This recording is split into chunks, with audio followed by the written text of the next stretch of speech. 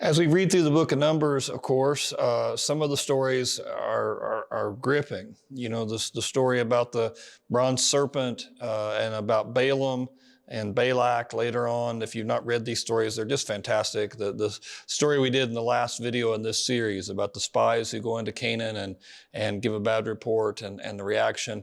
I mean, it's gripping, and it tells you a lot about how God is and how we are with God, and they're easy stories to want to read and to tell and to think about.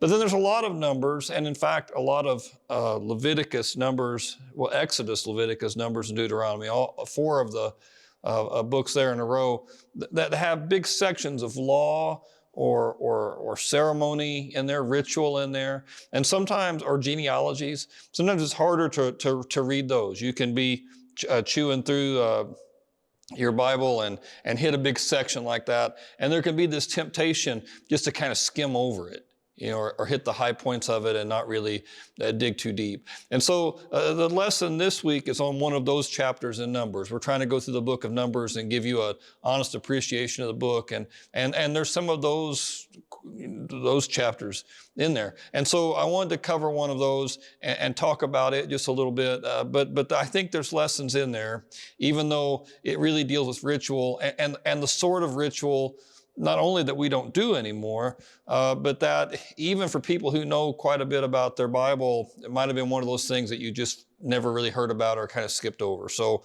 here we go. It says in Numbers chapter 19, the Lord said to Moses and Aaron, "Here's a requirement of the law that the Lord has commanded. Tell the Israelites to bring a red heifer without defect or blemish and that has never been under a yoke." So more of a young animal, and normally they would say a male lamb, a ram without blemish. But here you have a red heifer, so it's a female, right? A woman cow, a female cow, and a red. I don't know why red was important. There's people think it kind of red had some symbolism. Maybe about blood, and I don't know if that's it exactly or not, but find a red heifer without blemish or defect, never been under a yoke, give it to the high priest, that's Eleazar, and he will take it outside the camp and slaughter it in his presence. And then Eleazar the priest will take some of the blood on his finger and sprinkle it 7 times towards the front of the tent of meeting. Now he's not right beside the tent of meeting, right? Eleazar and the bull, they're outside. They're outside of the camp, so he's just kind of sprinkling it in the direction of it won't reach the tabernacle. It won't reach it. He's just it's a huge camp. There's 600,000 soldiers plus wives and children, 1 million people around this tent. So he's kind of at a distance outside the camp, and he flicks back some of the blood there towards the tabernacle. And so that's a little different too. And the idea that not really making a sacrifice here, but you're slaughtering the cow. We're not making a sacrifice of it. It's all going to be burned up. It's all going to be used and spent. And while he watches, Eleazar's watching, the heifer is to be burned, all of it. You're going to completely burn all of it, and then take some cedar wood and hyssop and scarlet wool and throw them together in there also. So it's not just the cow burning, but you're going to toss in some cedar.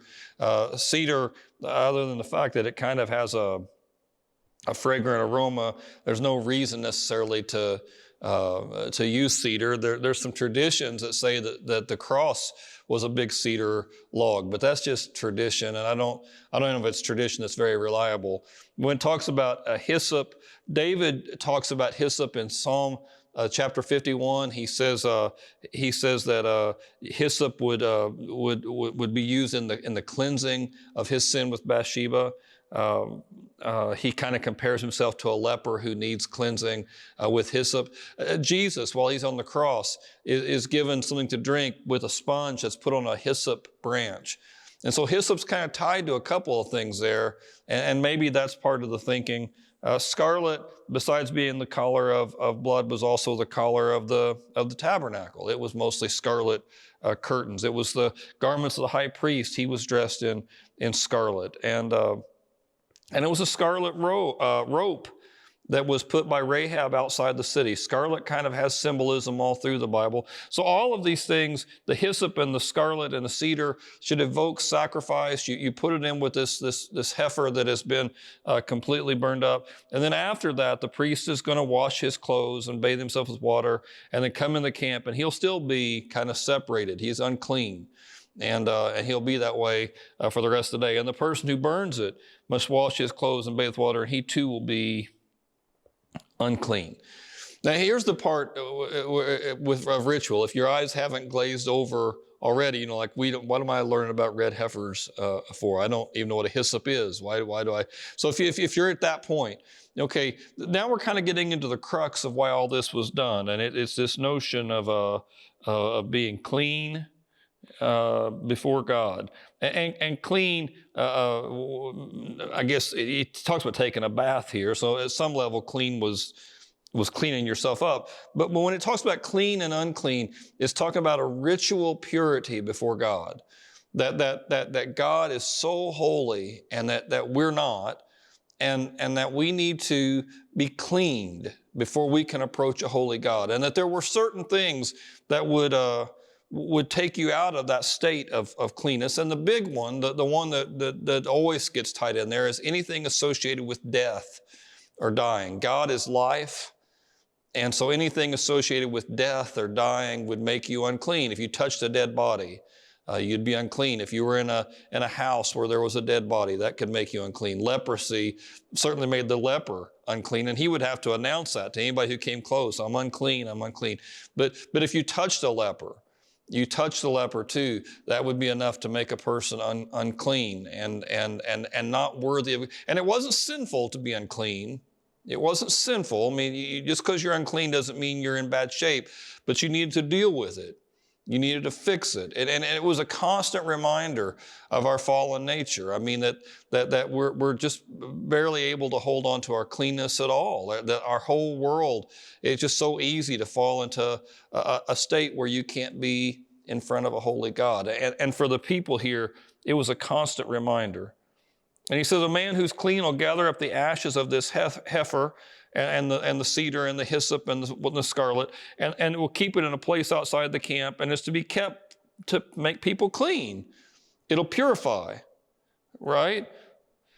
It's a lasting ordinance, he says, both for the Israelites and for foreigners who live amongst them. If an unclean person comes, this person's they've made themselves unclean, they've touched a dead body or a bone, or they've been someplace, a disease, some sort of a blemish that made them unclean. Well, they could go and take some of these ashes and mix it with fresh water, and they would sprinkle you. Take hyssop, dip the branch there, and just sprinkle you and all your stuff with this ashy water, and it would make you clean. And again, it was for anybody who dealt with death. God is life, and for anybody who's been contaminated by the stink of death, they can come and be made clean, given fresh hope. And it was a ritual, but it was an important ritual. He says anybody who's unclean, who doesn't do this, well, they're going to be cut off from the community. I mean, so there was this constant pressure on God's people to get to a state of cleanness. Now, honestly, it's kind of hard to appreciate what that would do to you religiously, what that would do to your thinking. Some people got so worried about being clean that they wouldn't do important things they were supposed to do. The Good Samaritan story, if you're familiar with that, a guy gets beat up and left alongside the road to die, and a priest and a Levite go by, but they don't get anywhere near the guy who's been hurt because they're scared maybe he's died. And we'll touch him and then we'll be unclean. I mean, almost for sure that they're afraid of losing that status. And the status of being clean was always a temporary thing. Our natural state is to be unclean, but God in His grace would give people a chance to come close. It was always God's grace. What it was supposed to evoke in you was God's mercy, God's grace, that we can't get there on our own, but that we need God to come and grab a hold of us. But it didn't do it for everybody. Some people got proud in their ability to manipulate the clean rules longer than other people. And that wasn't really ever God's idea or God's plan. And sometimes it led to some pretty bad treatment of people. lepers in particular. That was the worst disease in Bible times. If you got leprosy, there was no cure. And so sometimes a person who had leprosy would lose everything. I mean, people were commanded to keep some distance, but some people wouldn't take any chances as it regarded lepers. You know, they wouldn't let them get anywhere near to it. And it could be not just a lonely thing, but a super poverty, well, you're abandoned. There was a leper who came and talked to Jesus when Jesus was alive, and that was kind of a scandal all by itself. Lepers weren't supposed to go up to regular people and talk. They're dirty, and you could mess with someone's cleanness. But anyway, this leper comes up to Jesus, and he says, "If you're willing, Jesus, you can make me clean." And Jesus says, "I am willing. Go be clean." And it says immediately all of the leprosy left, like the skin that was mottled and dying, and the whole man was a physical representation of death. It changed in a flash. I'm willing. Go be clean. It has this interesting detail. Jesus reaches forward and touches the leper. "I'm willing," he says. "Go be clean." It's such a powerful thing, because Jesus doesn't have to touch him, right? He can just say the word and it'll happen. But he touches him, which again, normally if you do that, it would make everybody else shudder. "Oh, what's going on, Jesus? Now you're unclean." But no one ever calls him unclean. Because again, remember the whole premise of this clean, unclean thing is you touch the dead thing and you get death on you.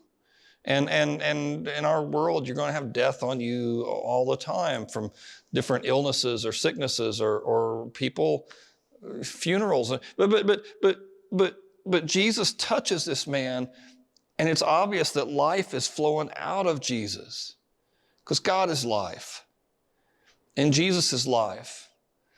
And if he's willing, and he is willing, he can make us clean, and we can stand in his presence. And that's good news.